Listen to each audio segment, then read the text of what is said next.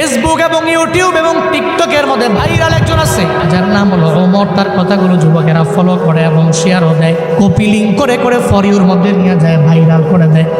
আমি গতকালকে তার একটা ভিডিও দেখলাম, তার মায়ের নামে সে কেমন এটা আমি জানি না, তবে এই ভিডিও দেখার পরে আমি দেখলাম যে মা পাগল ছেলেটা চোখের পানি ফেলায় মায়ের জন্য কান্দ।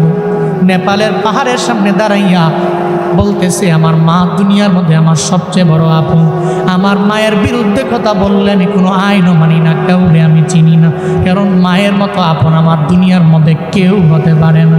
সে বলতে লাগলো, ছোটোবেলায় আমার বাবাই দুনিয়া থেকে বিদায় নিয়ে চলে গেল, যখন আমার বাবা নাই, আমার মা ছাড়াই পৃথিবীতে আমার আপন যখন কেউ নাই।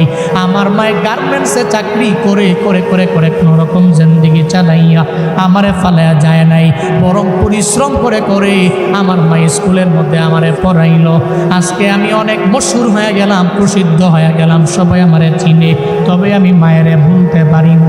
নেপালের পাহাড়ের সামনে দাঁড়াইয়া বলতে লাগলো, মা জীবনে কোনোদিন আপনারে আই লাভ ইউ মা বলা হয় নাই, আমি আপনারে ভালোবাসি, আমি আপনারে পছন্দ করি, এটা বলা হয় নাই। এই যে যুবকরা যারা আছে এরা তাদের প্রেমিকারে জীবনে কতবার আই লাভ ইউ বলে, নিজের ওয়াইফেরে বারবার বলতে পারে। একটু বলো না রে বাপ, কয়দিন তুমি মায়ের দরবারে গিয়া বললা।